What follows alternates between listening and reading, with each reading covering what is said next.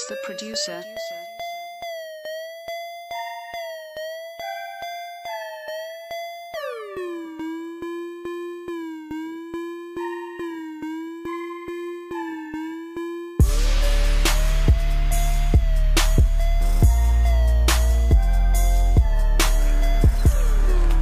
Salut Nathan, comment ça va en ce mardi matin très frisqué?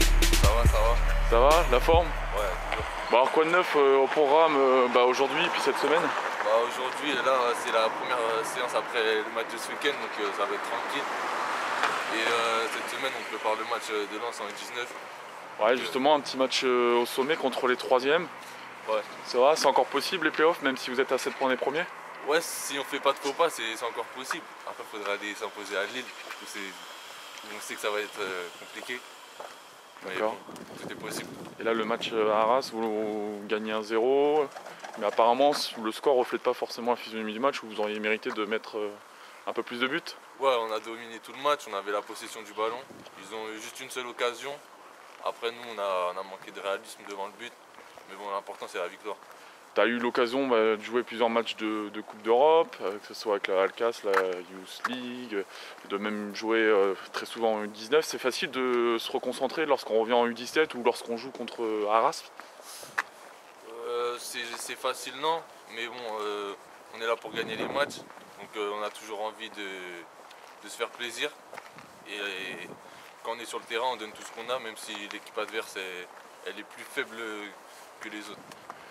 Et donc ce trottoir, il y a eu beaucoup de joueurs, c'est ce qu'on dit chaque semaine, hein, qui ont foulé ce petit tracé là de 500 mètres entre le centre de formation, là où vous avez vos cours, et puis son entraînement. Ça t'inspire quoi, ça? Un matin comme ça où il fait froid, on a envie d'aller s'entraîner? On n'a pas toujours envie, mais bon, on est là pour ça.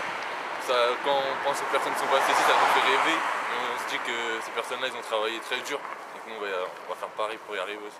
Justement, on parlait de l'école, là, comment tu te positionnes, toi? Est-ce que tu trouves ça important? C'est une galère d'y aller? Et puis d'ailleurs, t'es en quelle classe?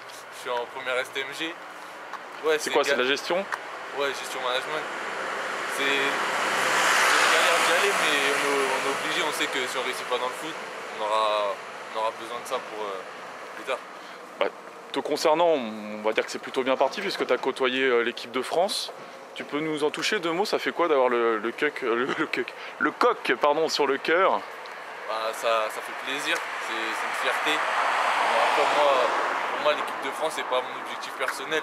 Moi, mon objectif personnel, c'est de jouer avec le PSG et gagner les matchs. Donc beaucoup voient en toi le futur Clément Chantôme, le Luis Fernandez des années 80, le Pierre Ducrot des années 90.